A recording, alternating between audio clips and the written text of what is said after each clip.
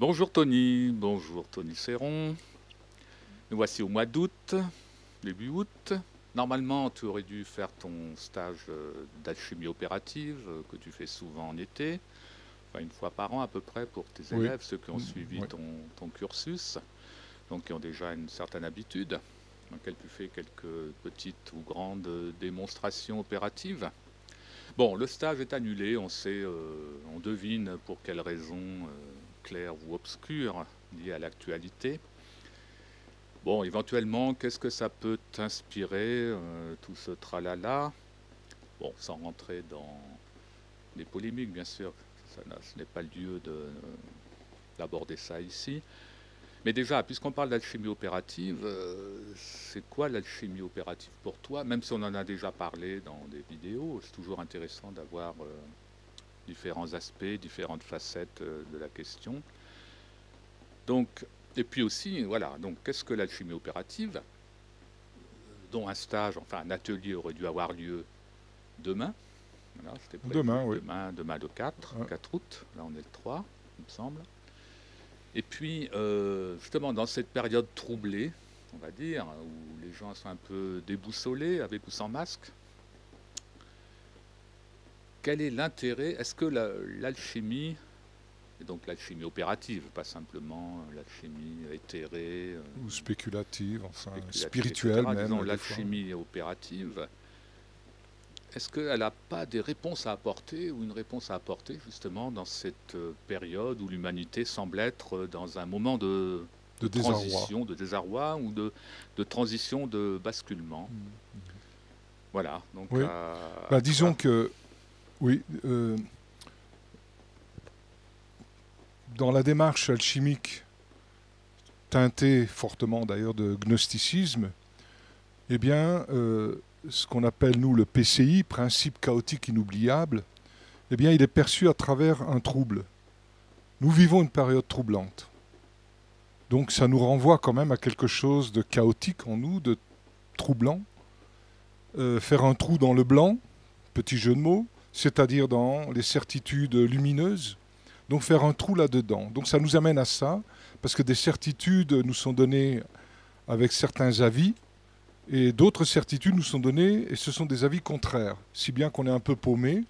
Et donc ça nous renvoie à un fond de vallée entre ces deux certitudes, troublants, insolubles. Voilà. Alors c'est peut-être l'aspect positif qu'on pourrait voir, c'est que ça nous renvoie à ce chaos intérieur, à ce trouble intérieur inconfortable, à cet inconfort. Et bon, sans compter que pour certaines personnes, c'est vraiment, vraiment dramatique au niveau financier, au niveau économique, au niveau peur. Peur de ce qu'on nous raconte. Il y a tant de dizaines de milliers de morts, d'autres disent non, les chiffres sont truqués, etc.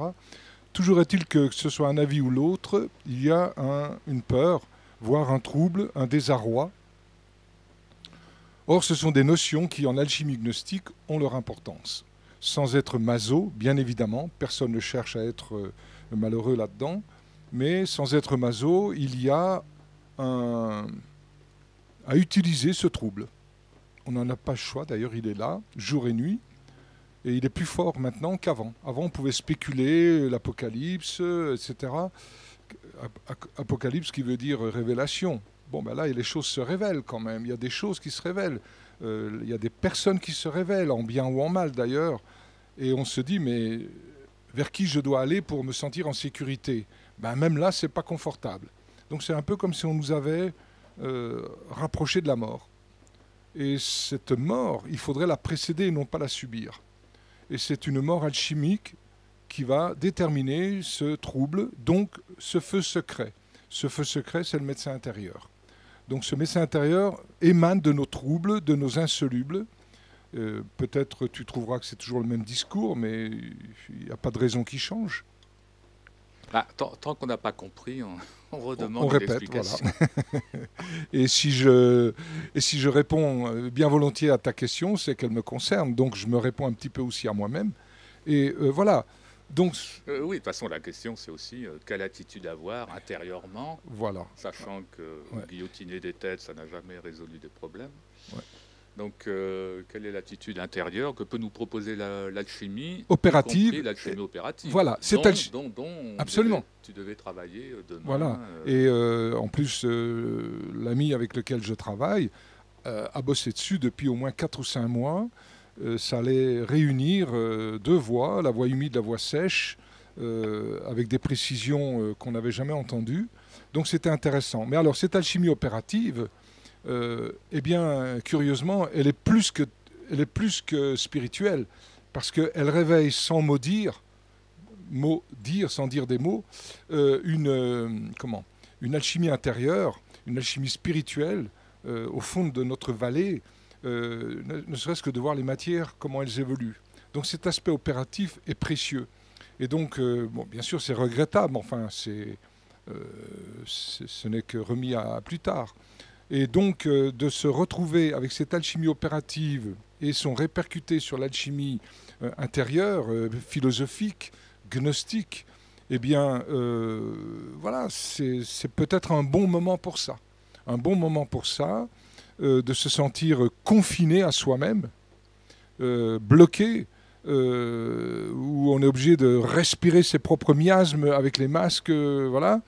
Voilà, donc on se retrouve avec l'image de l'Ouroboros qui se mange lui-même. Donc on est obligé d'envisager, de se nourrir du peu qu'on a. C'est-à-dire ne plus faire le détour par l'extérieur, ou de moins en moins. En tout cas, on est acculé à ça, c'est bien dommage même. Mais ne plus faire de détour extérieur pour se nourrir intérieurement. Je parle d'une nourriture spirituelle. Mais de faire avec le peu qu'on a, le peu qu'on nous laisse, voir peut-être que ça peut empirer, ou il va y avoir des obligations. Alors le pire, ça va être à travers une soumission à des rayonnements électriques plus fortement, je pense à la 5G, voire à une soumission intérieure biologique par des vaccins dont on ne sait pas trop s'ils ne vont pas aller bricoler jusque dans notre ADN, notre ARN messager, que sais-je. Alors quand on voit tout ça, on se dit, même sur un plan intérieur, peut-être qu'on n'aura plus accès à une biologie archétypale, à une biologie en nous, qui est là pour qu'on suive un chemin de spiritualité gnostique, d'alchimie spirituelle gnostique. Je dis toujours gnostique parce qu'il faut faire la différence avec bien des démarches. Tu crois que ça peut aller aussi loin? C'est-à-dire de nous couper de notre... En tout cas, c'est possible, techniquement possible. Notre intérieur, notre PCI, l'outil nos existe. Nos insolubles. Oui, mais de quel insoluble parle-t-on? Dis-nous. Alors, si ce sont des insolubles imposés par l'extérieur, ça va nous torpiller nos insolubles intérieurs. Donc, il va falloir aller encore plus fortement dans nos insolubles intérieurs, mais on a des outils. Oui, voilà, il y a forcément des solutions. Oui, la conscience est là. Mais si à un moment donné, avec des vaccins ou des choses comme ça, eh bien, même notre outillage intérieur est brisé, alors là, je ne sais pas. On devient quoi là-dedans? On va être des clones d'une poignée de personnes qui ont entre les mains des outils extraordinaires de manipulation. Alors, c'est pas complot, machin truc, non, c'est une réalité. Il suffit de descendre dans la rue, à Thonon ou n'importe où, tout le monde a un masque. Certains disent que c'est encore plus dangereux. D'autres disent non, il le faut, etc. Ça nous renvoie à un trouble intérieur de plus en plus profond. Justement, ces contradictions, au-delà des apparences, là où on est toujours dans un camp ou dans un autre, mais je pense que le but de l'alchimie, c'est pas de se retrouver dans ce genre de dualité. Ou de la mettre en mouvement, de l'utiliser. Voilà, Solvay coagula. On revient vers un couple. Absolument, ça c'est lumière, etc. Alors je me demande dans les couples, quand ils font l'amour, s'ils ont les masques. Bon, ça c'est une parenthèse. C'est un aparté, voilà. Mais qui restera au montage. Il restera au montage. C'est précieux l'amour. Franchement, qu'est-ce qui nous reste? À part prendre une femme dans ses bras, qu'on aime, puis inversement, un homme, ou, bon, alors n'allons pas plus loin, ça ne me regarde pas, mais voilà, de refaire du couple. C'est précieux, surtout à un moment comme ça où on est de plus en plus confiné. Or, vu ce qu'on nous a mis dans la tête ou ce qu'on a laissé mettre dans notre tête, eh bien, il y a des couples qui sont dans une situation dramatique. Ils s'insupportent, sans compter avec les enfants, tout ça. Donc, ce confinement, c'est marche ou crève maintenant. C'est sûr que les routines ont été cassées. Donc, ça a accéléré des processus latents. tout à fait. Voilà. Donc c'est Par peut-être exemple, au niveau écologique, c'est peut-être un bien. c'est peut-être un bien, oui, et À long peut-être qu'on terme, n'avait on pas ne le sait choix. pas à long terme. Tu vois. Mais tu vois, par exemple, au niveau écologique, là, on a eu les élections dernièrement. C'est curieux d'avoir vu les écologistes assez mis en avant, mais je pense que c'est pas un luxe, c'est une notion de survie. On devra avoir des, des personnes responsables, d'abord l'écologie, et ensuite le reste va suivre. Mais pas l'écologie partisane, ou voilà, mais une écologie parce que c'est notre survie. On en est là maintenant. Alors c'est peut-être intéressant par rapport à tout ce qu'on a refoulé, tout ce qu'on a mis de côté. Mais bon, on sait bien qu'il n'y a pas de Ça, ce survie. sont de mauvais insolubles qui ont été mis de côté. Voilà. Ok. Mais ils sont la traduction de nos insolubles personnels qu'on met de côté. Or, il faut les mettre de côté d'une manière ou d'une autre. Alors maintenant, c'est le moment d'aller les rechercher. De toute façon, je voulais dire, il n'y a pas de solution extérieure qu'on peut imposer. Parce que là, c'est la porte Ah ouverte oui, à toutes ouais, les dictatures, on le sait bien, même avec les meilleures intentions. Donc, il n'y a pas, on peut pas, il n'y a pas de solution à l'extérieur non. tant qu'on n'a pas Ouais. solutionné notre grande œuvre intérieure. Mais avant d'en arriver là, Oui, comment on fait? on va jongler avec les solutions extérieures. Parce que brutalement, du jour au lendemain, tu n'as plus rien et tu dois voir que ton processus intérieur. Je ne suis pas sûr qu'on soit suffisamment armé, ne serait-ce qu'au niveau affectif, C'est vrai, au niveau mental. c'est On est vrai. bien pollué dans la tête. Voilà, c'est ce qui était Oui, bien il avec faut, le stage il faut un et minimum. le stage que nous faisons. Hein, c'est essayer de clarifier des choses à ce niveau-là. Bon, donc tu as clarifié. Maintenant, donne-nous des solutions avec nos insolubles. On en revient toujours à ces insolubles qu'on ne comprend pas toujours très bien. Oui. Je pense qu'il faudrait faire la Ce que tu veux différence dire. entre des insolubles qui sont amenés depuis l'extérieur, qui ne nous concernent pas et qui nous épuisent à 95%, et puis nos propres insolubles, c'est-à-dire avoir le cran, l'énergie, la sincérité d'aller voir dedans, en soi-même. Voilà, voilà mes frustrations sexuelles, voilà mon malheur, voilà ce que j'aimerais, etc. Voir cela, ne serait-ce que regarder. Le mot regarder en numérologie, c'est 76. Exactement la même valeur que le mot Bereshit en hébreu. Le premier mot de la Bible qui veut dire le commencement et pas Dieu. Le commencement, donc Bereshit, bara qui veut dire créer, et Elohim, Dieu, ou les dieux, peu importe. Donc le commencement crée Dieu. On nous a inversé ça en disant Dieu, voilà, donc on espère toujours une solution venant de sa part. Eh bien, Dieu est au commencement. Pas du tout. Le commencement crée Dieu. Et le commencement, c'est qui? Ben, c'est toi, c'est moi à chaque instant. Donc c'est l'homme qui à chaque instant crée Dieu. Alors, la numérologie est intéressante parce que 76 avec Bereshit, en français, c'est regarder. Puis il y a des tas d'autres mots, on pourrait y revenir, je ne les ai pas en tête, qui veulent dire, qui ont la numérologie 76. Et il y a un autre mot qui donc a la même numérologie que le premier mot de la Bible. C'est quoi le premier mot de la Bible, Bereshit? Ben, c'est celui qui nous fait rentrer dans le monde de l'espace-temps. Où c'est par l'alchimie qu'on va arriver à remonter à l'origine. Eh bien, le mot Bereshit 76, on le retrouve aussi en français dans le mot masque. Et le mot masque, c'est 76. Donc, c'est comme si l'origine de ce monde de l'espace-temps n'existe que parce qu'on lui a mis un masque. On nous a mis un masque sur notre état originel, non spatio-temporel. On nous a mis un masque, Bereshit, et depuis, on doit se dépatouiller avec ça. C'est quoi Bereshit? 6 lettres, 3 principes alchimiques, sel, soufre, mercure, et 3 sels du feu secret. Eh bien, on est acculé, si on veut retourner à l'insoluble originel, on est acculé à faire de l'alchimie sérieuse, et pas une alchimie qui va se traîner sur des dizaines d'années. Hein. Alors pourquoi on n'en a pas fait cette semaine à Ah, partir de l'humanité demain? n'était pas prête. Tout le monde s'est désisté, plus ou moins, Oui, tout à sauf fait. quelques courageux, on sait bien. Bon. Oui. Bah, disons, on ne pouvait pas imposer, après les masques, tout ça, les mesures. Bon, moi, je ne joue pas avec l'ordre qui est en place. Hein.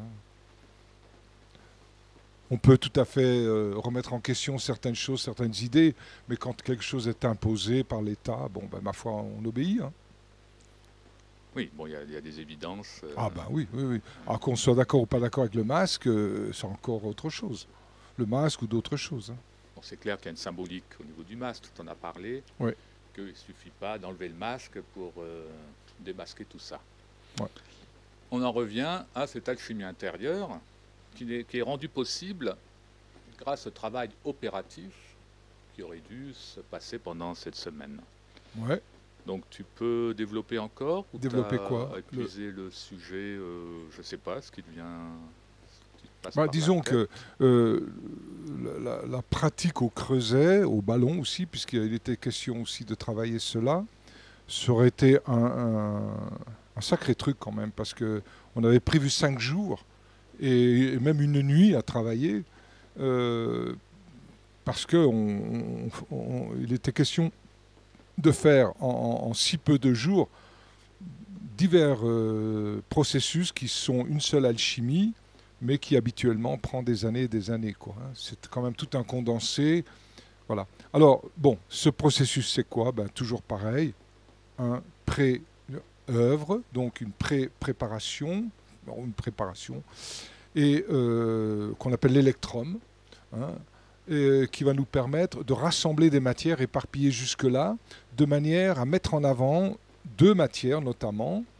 Voilà, une matière plutôt symbolisée par le chevalier, une autre symbolisée par une dragonne. Et la mise en avant de ces deux matières, c'était pas n'importe quelle matière. C'est-à-dire, ce n'est pas, par exemple, c'est pas un fer vulgaire, hein, un cuivre vulgaire, un bismuth vulgaire ou un antimoine vulgaire. Voilà, c'est vraiment deux matières qui auront été préparées avec des informations diverses mais cohérentes qu'on appelle l'électrum. Oui, c'est ce que tu as retrouvé sur la Grand Place, il me Absolument. semble, hein, puisqu'on a fait toute une Voilà. vidéo là-dessus, Ouais. avec quand on entre sur la Grand Place, c'est que Voilà. donc Entre deux maisons qui symbolisent ces deux matières, hein. Elles sont nommées dans le livre, dans le livre sur la Grande Place de Bruxelles. Et il y a une remontée qui se fait sur cette maison. Eh bien, ce sont les sept vers la Tête d'Or, donc vers la de Tête la d'Or. Maison du Roi Et, vers la Tête d'Or, et voilà, donc ça et nous retour, permet de... Pardon. et retour. Voilà, aller et retour. C'est-à-dire qu'on met en place les matières et au retour, on les travaille. Notamment le fait d'inclure, grâce à la Maison de la Tête d'Or, en face de laquelle il y avait trois maisons qui symbolisent l'ermite, un vieil ermite, eh bien, de rassembler des vieux insolubles qui ont été mis de côté, qui ont été jetés dans les autres incarnations, dans les autres vies. On les a jetés dans le jardin du voisin, c'est symbolique ce que je dis, quoique, jetés dans telle croyance, voilà, ils vont résoudre mes insolubles, etc. Mais là, à un moment donné, il s'agit d'aller les rechercher parce qu'on se rend compte, à un moment donné, qu'aucune hiérarchie scientifique, spirituelle, religieuse n'a apporté de véritables réponses. Au contraire, ils nous ont détournés de nos insolubles en nous donnant leur solution. Et à ce moment-là, c'est de ramener tout ça et de les ramener dans l'aujourd'hui. Et c'est ce qu'on appelle la Saturnie, qui est en rapport avec Saturne, le plomb, la Saturnie végétable. C'est-à-dire qu'on va chercher des choses minérales anciennes et on les remet en mouvement, on leur donne une végétabilisation, donc un mouvement de croissance et de décroissance qui va impulser l'alchimie opérative d'aujourd'hui. Donc on associe les alchimies anciennes de l'alchimie d'aujourd'hui. Donc il faudrait une alchimie d'aujourd'hui pour les problèmes d'aujourd'hui. C'est ça Tout que à tu es fait, en mais on ne train peut de pas nous dire. résoudre aujourd'hui, voire l'avenir, si on ne prend pas le passé. Mais concrètement, aujourd'hui, bon, on en revient à ce qu'on a dit tout Oui. à l'heure. On a des Eh ben, on temps allait préparer distribués. l'électrum qui allait rechercher le passé et alimenter ces matières opératives pour l'aujourd'hui. Et donc ça, c'était... voilà. Et le grand œuvre n'est encore pas commencé. Le grand œuvre commence lorsque cet électrum est prêt. Et à ce moment-là, on démarre l'œuvre au noir. Alors l'œuvre au noir, c'est reconnaître le collectif. Et là, on est en plein dedans. Avec les problèmes que nous avons, comment trouver des pistes de compréhension grâce à l'alchimie de l'œuvre au noir par rapport à ce que nous vivons aujourd'hui dans le collectif. L'œuvre au noir, c'est le collectif. L'œuvre au blanc, c'est l'individu. Voir la période intra-utérine que nous avons vécue, alors que le collectif, l'œuvre au noir, c'est vraiment notre généalogie. Pourquoi on en est arrivé là? Tout ce qui a été refoulé dans le passé nous pète à la gueule maintenant. Mais quand tu dis collectif, c'est pas que la généalogie, c'est le collectif, Oui, la bien sûr. société, c'est ça. Bah, c'est-à-dire Donc que... ça veut dire que Oui, avant de faire ce travail sur soi de l'œuvre blanche, si j'ai bien oui, compris, oui. il faut résoudre notre positionnement par rapport À ce au monde dans lequel on est incarné, qu'on a peut-être choisi, etc., malgré les difficultés. Et c'est là où on voit que, si j'essaie de me positionner par rapport au monde, le monde est très très très diversifié, c'est des milliards d'images, d'espaces, etc. Et donc des milliards de généalogies derrière moi. Donc je ne suis pas tout seul dans ce monde. Je suis dans mon aspect collectif en relation avec un aspect collectif. L'étape d'après, c'est d'individualiser ça, grâce à l'apport d'une nouvelle matière, avec des sels évidemment différents, qui vont nous permettre à un moment donné d'individualiser en quelque sorte. Donc c'est comme si on passait d'une gnose collective, l'œuvre au noir, l'ici-bas, à une gnose individuelle, l'au-delà, l'œuvre au blanc. Donc on passe d'un aspect, on va dire, ténébreux à un aspect lumineux. Mais c'est deux cul-de-sac néanmoins. L'aspect ténébreux, c'est l'ici-bas, avec l'infiniment grand, les galaxies, etc. Avec ses problèmes aussi. Avec tous les problèmes et les solutions qu'on voudrait apporter pour perpétuer les familles, les clans, les généalogies. Hein. Et c'est l'infiniment grand. Voilà, c'est la physique classique. Dans l'au-delà, c'est l'infiniment petit. C'est la physique quantique qui nous quantifie, qui nous morcelle. Hein. Et là, on est dans l'infiniment petit. L'infiniment petit, l'infiniment grand, quelque part, ce sont deux cul-de-sac. Ils ne sont absolument pas libérateurs. Malgré tous les travaux d'un Jung, voire d'un Steiner, tout ça, ils ne vont pas plus loin que cette œuvre au blanc. La preuve, ils nous branchent sur des hiérarchies. D'une manière ou d'une autre. L'un va l'appeler les archétypes, l'autre va l'appeler... Les archétypes, ce n'est pas à ce niveau-là que Jung aurait dû les mettre. Mais enfin bon, ça peut sembler prétentieux, mais ça ne l'est pas. Et Steiner, pareil, avec toutes ces hiérarchies, ancien Saturne, ancien Soleil, ancienne Lune, etc., eh bien tout ça nous ramène à essayer d'intégrer ces parasites-là. Parce que ce sont des parasites de lumière. Voilà. Donc, c'est ça l'œuvre au blanc. Retrouver une individualisation en parcourant. C'est pas en disant « Oh, c'est l'œuvre au blanc, Berck, enfin non, c'est l'au-delà, Berck, etc. » Non, non, on le vit, qu'on le veuille ou pas. On est obligé de vivre le collectif, hein, et on le vit, hein, l'individuel, et puis il y a le véritable archétypal, le véritable biologie archétypale. Et ça, c'est l'œuvre rouge. Là, l'être entre dans le fond de la vallée, entre les deux infiniment, grand et petit. Entre l'ici-bas et l'au-delà, il y a un truc entre les deux. Et on trouve quoi par rapport aux infiniments, les deux cul-de-sac infinis?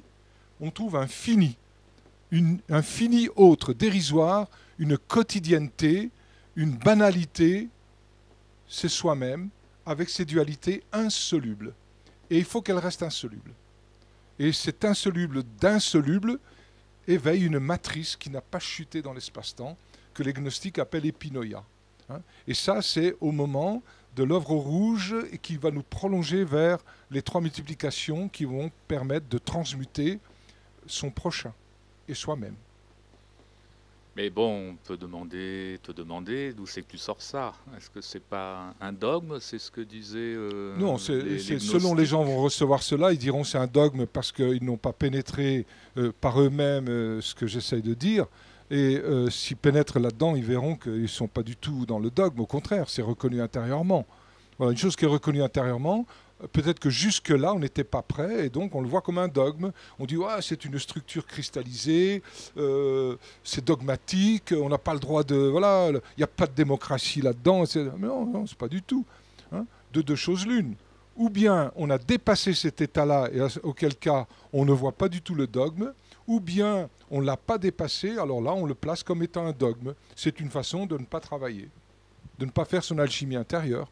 Et on va accuser telle et telle personne, tel et tel guide. Voilà. Il est évident qu'à un moment donné, l'être doit devenir indépendant. Oui, je crois que c'est le mot. Et c'est ce qu'appellent les gnostiques le microcosme. Le petit monde, le microcosme, s'érige, émerge par l'acceptation de nos insolubles personnels, et non pas les insolubles de l'humanité, hein, bien qu'il y ait une relation. Donc il faut s'en dégager aussi de ces insolubles de l'humanité. Oui, tout au moins, ils ont leur importance tant qu'on n'a pas vu la connexion qu'ils ont avec nos propres insolubles. Bah, c'est eux qui nous ont nourris. Donc oui, mais c'est nous qui les avons créés de toutes pièces, au départ. Ils ont eu leur utilité. Bien sûr. Mais à un moment, il faut s'en dégager. Donc et même croire qu'on peut améliorer cet ici-bas. D'ailleurs, c'est toutes les démarches humanitaristes, politiques, médicales, c'est très bien. Après, il y a des pervers là-dedans qui font exactement l'inverse. Mais ça, bon, voilà, c'est le lot de ce que nous vivons. Hein. Mais il y a à reconnaître qu'il y a tout un mouvement d'insolubles extérieurs jusqu'au moment où on se rend compte que tous ces insolubles extérieurs ne tiennent que parce que j'ai un insoluble intérieur que je ne veux pas reconnaître. Donc tout ce que je ne veux pas reconnaître intérieurement, je le place dehors et puis je commence à montrer du doigt. Bon, mais une fois que tu l'as reconnu intérieurement, c'est insoluble. D'abord, Est-ce qu'il peut être reconnu totalement intérieurement? J'ai envie de dire, tant qu'il restera, allez, des grands mots, une âme à sauver, eh bien, ça ne sera jamais résolu. Il y aura toujours de l'insoluble. Donc on ne peut pas solubiliser les insolubles, même si, on peut par les multiplications. On peut les solubiliser en vue d'un travail d'aide à l'humanité. Hein. Mais fondamentalement, l'être se retrouve paradoxalement, quand il entre dans cette phase d'aide à l'humanité, ce qu'on appelle les 3 multiplications, eh bien il se retrouve avec ces 3 multiplications, avec un travail sur la généalogie, sur la psychogénéalogie, donc sur le corps, sur l'âme, et sur la biologie archétypale. Il fait un travail. Et il en dégage de ces 3 un profond désarroi. Tant qu'il s'identifie à l'aide qu'il apporte à l'humanité, eh bien, il se retrouvera toujours dans un désarroi. Mais pourquoi? Parce que ce n'est pas son problème, quelque part. L'aide que tu peux apporter à une personne, ce que la personne en fait, c'est son problème, ça ne peut pas être le tien. Tu ne peux pas continuer à vouloir diriger la personne dans un processus alchimique. Tu parles d'un désarroi intérieur, personnel. Oui. On peut être déçu. Il y a aussi un désarroi général, sociétal, enfin actuel, disons. Je crois qu'on ne peut pas nier n'importe qui. Et je les résume comme étant, en généalogie, l'état de perte. Au niveau individuel, l'état de trahison, au niveau couple, et au niveau biologique, l'état de résignation. Voilà. Ce sont 3 désarrois, 3 aspects désarmants, enfin pas commodes. Mais pourquoi? Mais parce que nous avons avancé alchimiquement beaucoup plus vite que ce qu'on imagine. Œuvre au noir, œuvre au blanc, œuvre au rouge, généalogie d'ici-bas, psychogénéalogie d'au-delà, œuvre au blanc, et biologie archétypale entre les deux, dans le fini autre, dans la limite, dans la quotidienneté, on a ça. Ensuite, lorsqu'on passe aux 3 multiplications, ce n'est plus pour nous. C'est pour aider l'humanité, ce qui fait qu'on va passer de l'œuvre au rouge aux 3 multiplications, c'est-à-dire du Christ à Jésus, accompagné de Marie-Madeleine. Alors ça veut dire quoi? Ben, ça veut dire que tu te retrouves dans la dualité. Et et tu t'es réalisé par le Christ. Tu sais ce qu'est la dualité, la croix. Bon. Et donc tu sais ce qu'est le microcosme qui englobe le grand monde, le macrocosme. Les infinis sont englobés dans le petit monde, puisque c'est le petit qui a donné naissance au grand. Donc le petit est plus grand que le grand, tout simplement. Alors qu'est-ce qui se passe? Eh bien, lorsque cette réussite en œuvre rouge, on la reporte dans les 3 multiplications où on va aider son prochain, consciemment ou inconsciemment, eh bien, on aimerait que ça continue, comme nous l'avons vécu. Or, ce que nous avons vécu, c'est réglé. Et nous sommes à être beaucoup plus avancés que ce qu'on imagine. Et pour beaucoup, nous sommes déjà dans les 3 multiplications alchimiques, sur un plan intérieur, en aide à son prochain, et on ne s'en rend pas compte.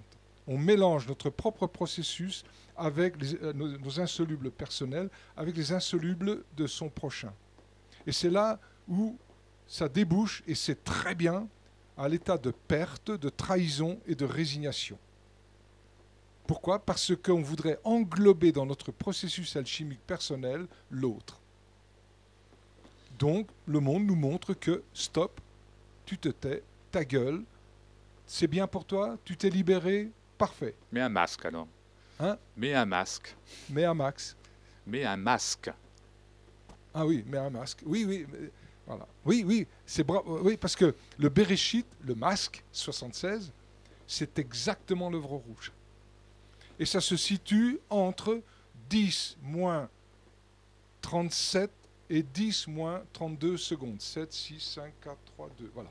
Entre 10 moins 37 et 10 moins 32 secondes, nous avons la phase d'inflation. Et l'inflation, c'est le Christ.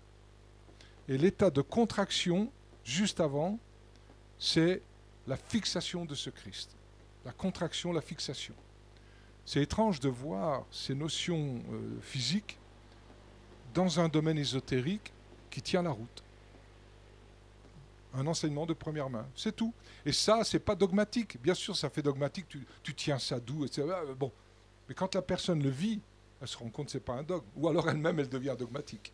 Alors justement, puisque tu parles de vivre quelque chose, ton stage pratique, ton atelier, on voit un certain déroulé d'opérations, première œuvre, etc. Voire même une coction éventuellement. Est-ce que Précisons que coction, c'est la troisième œuvre. Ouais. Par exemple, est-ce que ça permet de vivre intérieurement tout en étant devant le feu ce que tu viens de dire là, c'est-à-dire que les matières évoluant selon le processus, ce processus que tu as décrit, est-ce que ça aide est-ce que ça favorise ces prises de conscience ou tout au moins ce ressenti? Oui, je le pense. Alors sur le moment, non. J'ai pas pris conscience de ça. Mais bon, j'ai fait souvent avec ce petit groupe-là, qu'on travaille l'aspect pratique. Mais c'est avec le recul maintenant, au bout de je ne sais pas combien d'années, maintenant ça commence à faire un paquet de temps, je me rends compte à quel point c'est efficace. Et puis bon, il faut dire aussi que la personne avec qui je travaille, qui est très opérative, elle-même a tellement expérimenté que le condensé d'alchimie opérative qui est fait maintenant est évidemment beaucoup plus concentré, beaucoup plus fort que ce qu'on faisait avant. Et donc, au niveau du vécu, sur le moment, on s'en rend peut-être pas bien compte. Bon, on voit des matières grises comme ça, puis tout d'un coup, ça devient de jolies choses. En plus, c'est joli, c'est esthétique, mais c'est pas que ça. Hein. Et ben, avec le recul, tu te rends compte qu'il y a des compréhensions qui se mettent en place. C'est pour ça que j'avais du mal à y croire au départ. Hein. C'est pour ça que l'aspect opératif est nécessaire, je crois. Tant que ce sera possible, il faut essayer de le faire. Oui, en comprenant que l'opérativité, l'alchimie opérative ou l'alchimie tout court, ce n'est pas de la métallurgie. Ouais. Même s'il y a un lien entre les deux. Puisque donc c'est pour ça. Vu de l'extérieur, on pourrait dire que c'est de la métallurgie. On se dit, tiens, un bon chimiste, il ferait ça aussi, etc. Et puis on se rend compte que ce n'est pas ça du tout. Déjà, le processus n'est pas un processus qui est écrit dans les livres, en tout cas pas complètement. Il faut l'état de conscience qui arrive avec. L'intention, tout simplement, l'intention qu'on peut mettre là-dessus, la connaissance des symboles, pourquoi tous ces symboles ont perduré au travers, à travers des siècles. Contes. Tu as parlé du dragon, tu as parlé du chevalier. D'ailleurs, pour ce stage, il était prévu de montrer l'aspect opératif par rapport je ne sais pas si on peut appeler ça un conte, non, l'histoire de Tristan et Iseult. Je ne sais pas si tu la connais un peu. Un peu, oui. C'est intéressant de voir ce couple pour le roi Marc, donc Mars, ce qui évoque aussi le fer. Oui, bah ça, ce que tu veux dire par là, c'est qu'on va retrouver la tradition, donc la tradition alchimique, au sens opératif mais aussi intérieur, dans différents supports, différentes, Fulcanelli dirait des demeures philosophales. C'est pas forcément, c'est ça, les demeures pas forcément un bâtiment, un château. Ces demeures philosophales, ça peut être dans la littérature, ça peut être. Ces demeures philosophales, on peut les retrouver symboliquement dans notre microcosme sous forme de poche de conscience. Et donc le fait d'aller dans des lieux, par exemple, je sais pas, Bourges, la Grande Place de Bruxelles, etc., eh ben, c'est aller dans des demeures philosophales, mais qui ont leur écho en nous. Tout le monde ne s'intéresse pas à Bruxelles ou à la Grande Pyramide de Khéops ou au Parc Güell à Barcelone. Et pourtant, ce sont des indications alchimiques à retrouver qui sont intéressantes. Donc là, on va chercher des informations à l'extérieur qui font écho à notre propre processus. C'est ce qu'on appelle des hauts lieux, enfin des lieux sur lesquels souffle l'esprit. Bon, c'est évident que si tu vas à la Grande Place pour boire un coup, c'est très bien. Ah ben, j'ai eu fait, oui. Tu peux aller manger des moules frites. Oui, Mais tu peux, ça c'est un niveau de conscience, qui n'est pas à mépriser d'ailleurs, c'est mais clair. tu peux aussi y aller, Pour d'autres une fois que raisons. tu as bien bu, Et que bien tu as la peau du mangé, ventre bien tendue, là, tu t'occupes de un l'alchimie. autre regard et Ouais. une autre sensibilité à ce lieu, cette grande place, ou Mm, mm. voilà, ce haut lieu quand même. Mais tu vois, ce que je vois par exemple en ce moment, bon, je suis en train de terminer un livre sur les grottes cathares. Eh bien, je vois le parallèle avec la grande place de Bruxelles et la grande pyramide de Khéops. Eh bien, tu vois des précisions à un endroit que tu n'as pas à l'autre, forcément. Et bien que ce soit cohérent partout, mais ça éclaire. Par exemple, juste un petit détail comme ça, nous avons une maison, une figure sur la grande place de Bruxelles qui s'appelle l'Ermitage, avec deux moines, un qui est assis, l'autre qui est debout. Eh bien, j'ai pu faire le parallèle avec certains lieux dans la structure intérieure de Khéops, hein, de la grande pyramide de Khéops. Mais aussi, surtout, dans la grotte de l'Ermite, en pays cathare, dans la grotte de l'Ermite, eh ben, il y a un labyrinthe qui fait la jonction secrète entre la fin de l'œuvre au blanc, donc la grotte de l'Ermite, et le début de l'œuvre au rouge, c'est-à-dire la grotte de Bethléem. Il y a un lieu, enfin des galeries comme ça, qu'on appelle le labyrinthe. Le labyrinthe à Ussat-les-Bains, c'est l'Ermitage sur la Grande Place de Bruxelles. Et c'est certains aspects au niveau de la grotte de l'Ermite, ça s'appelle aussi comme ça, dans la structure intérieure de Khéops. Alors quand tu vois tout ça, tu vois que l'un Oui, éclaire d'autres oui, tu aspects. veux Et dire que là ces tu te lieux régales. se complètent. Tu n'as pas l'énergie quand tu es là-dedans pour acheter une Kalachnikov et aller faire la guerre. Pas du tout. Tu as juste envie que ça se passe le mieux possible sur cette planète, de manière à ce qu'un processus de libération de cette planète puisse se faire. Voilà. Mais on ne peut pas quitter une planète si on la laisse à feu et à sang. Si on la laisse contaminer, on va le payer. On va le payer. D'ailleurs, tous les aspects radioactifs qui nous arrivent, toutes ces poubelles radioactives qu'on ne sait pas où mettre, tout ça pour pouvoir avoir le couteau électrique, hein, enfin je simplifie à l'extrême, eh bien ça vient d'alchimie non aboutie dans d'autres vies. Il y a eu des matériaux pour lesquels l'alchimie était valable à ces époques-là, qui aujourd'hui, ces matières comme le neptunium, le plutonium, l'uranium, sont des matières radioactives. Donc on ne peut pas les toucher, elles sont dangereuses. Mais on peut imaginer qu'elles n'étaient pas dangereuses à d'autres époques, et c'était des materia prima pour exercer l'alchimie. Donc, un boulot qui n'est pas terminé, qui n'a pas été mené à bonne fin, comme disaient les Cathares, eh ben, il se représente devant la conscience. Le problème, c'est qu'on ne vit pas 1000 ans. Et donc, les vies sont courtes, et d'où ce besoin constamment. Alors, tu as des initiations qui essayent de se rebrancher sur l'au-delà pour apaiser les dieux. Voilà, voilà où on en est. À quel moment on va se rendre compte que c'est une pollution, ces dieux? On a pu les prendre pour des guides, pour ceci, des êtres stellaires, enfin, toutes ces conneries-là. C'est un cirque.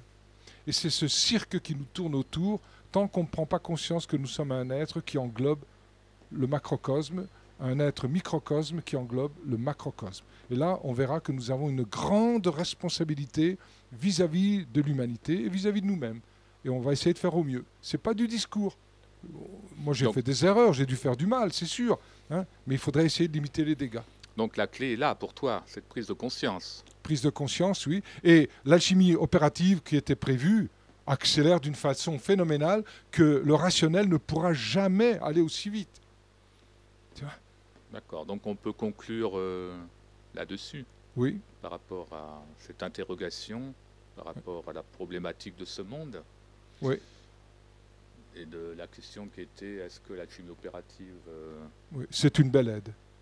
peut aider, ou n'est-ce pas une clé justement pour résoudre ces prétentieux, mais enfin, quelques ou les problèmes de notre époque, en passant par non pas une révolution extérieure, mais cette révolution intérieure. Ouais, ouais. Et donc, qu'est-ce que tu nous as dit? Le macrocosme, le microcosme. Redis-le là pour finir. Oui, le grand monde est à l'intérieur du petit monde, et pas l'inverse. Ce n'est pas l'homme qui s'oriente vers Dieu, non. Dieu n'existe que parce que l'homme le crée à chaque instant. L'homme microcosme le crée à chaque instant. Et à partir de ce moment-là, eh ben, il a créé une dualité, il a sorti un électron, il est dehors, il lui tourne autour, et il l'appelle Dieu. Et donc on peut créer un monde meilleur. Mais il est déjà. On doit le reconnaître, le retrouver, il est là. Donc, il suffit d'en avoir conscience, Oui, d'avoir absolument. cette intention. Et la Et conscience, donc ne pas se laisser troubler par ce qu'on voit de l'extérieur. oui, qui mais est de se finalement laisser une troubler illusion. par ce qu'on voit à l'intérieur. De rester dans le trouble. Dans un trouble, pas artificiel, mais d'être quand même, Oui, ne pas être troublé par ce qu'on par voit à les l'extérieur certitudes et extérieures. qui est troublant. Oui, Il y a mais de être- plus en plus, avec ou sans masque, mais de peut-être se brancher, je ne sais pas si ce mot te convient, mais disons Oui, sur oui, ce trouble Oui. intérieur qui, lui, nous mettra en résonance avec nos insolubles. Ouais. Tu as l'infiniment grand, je vais faire un résumé vertigineux, c'est la tête. L'infiniment petit, c'est le bassin. Ténèbres, lumière. Ici-bas, au-delà. Et le fini autre que ces deux cul-de-sac, l'avenir, le passé, eh bien, c'est le présent dans le cœur. Et ça, c'est le feu. Entre la ténèbre et la lumière, il y a le feu. Mais ensuite, on peut aller plus loin par les trois multiplications, œuvre au noir, œuvre au blanc, œuvre au rouge, dans l'œuvre au violet, j'ai envie de dire ça, dans l'œuvre des trois multiplications. Et là, nous entrons dans le cœur du cœur. Et là, on touche une matrice qui n'a pas chuté. Ici, on a la Sophia, le cœur. Là, on a Lilith, à l'origine. Après, Lilith est descendue. Mais à l'origine, Lilith était là. Ève était là. Ève est sortie, Lilith est dégringolée en bas et la Sophia s'est rabougrie. Donc il faut les ranimer, ces trois matrices. Et ces trois matrices sont chutées. Enfin, c'est la Sophia qui a chuté et qui a éclaté Ève et Lilith. Mais à l'origine, au milieu de ce triangle, on pourrait dire, il y a Epinoïa, la matrice qui n'a pas chuté, qui se personnifie notamment par la figure de Marie-Madeleine. Et ça, c'est le cœur du cœur. Donc on a quatre aspects, on a les trois œuvres, et puis un quatrième aspect qui est que sont les trois multiplications. Et Marie-Madeleine. Voilà, la Donc, femme de Jésus. La femme de Jésus. Heureusement qu'il y a la femme, alors. Allez, on va la garder quelque temps encore. Ça sera la conclusion Attends, on peut rien faire pleine sans. d'amour. On peut pas être malheureux s'il y a la femme, on peut pas être heureux s'il y a la femme. Bon, restons sur une touche Oui, positive, on vous aime. positive et, comme je le disais tout de suite, pleine d'amour. Voilà. Pleine d'amour, absolument. Merci Tony pour ces précisions malgré le temps humide.